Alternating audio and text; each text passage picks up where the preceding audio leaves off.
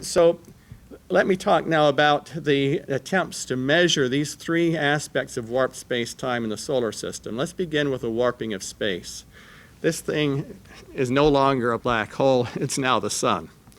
And in 1976, there was a landmark experiment in which the Earth was over here, Mars was over there, the Viking spacecraft was in orbit around Mars, and radio signals were sent out from the Earth to the Viking spacecraft and transponded back to the Earth.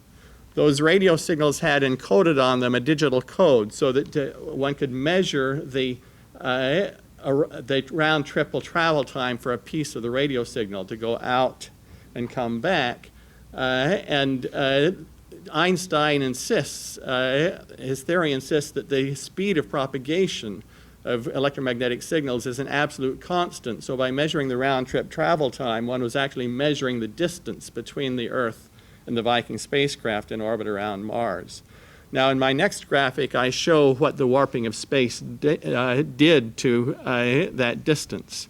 Because space was warped in the vicinity of the sun, the distance traveled was predicted to be, when the signal was coming at its closest point to the edge of the sun, it was predicted to be 37 kilometers longer than you would have expected. That's 37 kilometers out of 378 million kilometers, so it's a small effect.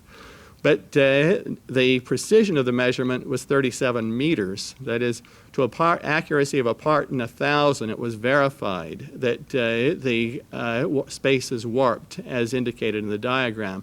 And because the Earth and the Moon moved in their orbits, it was possible to monitor that warping as the trajectory of the radio signals moved close to the sun and then away. So it was possible to actually map out the warping of space and verify that it was just to this very high precision of a part in 1,000 of what you would expect.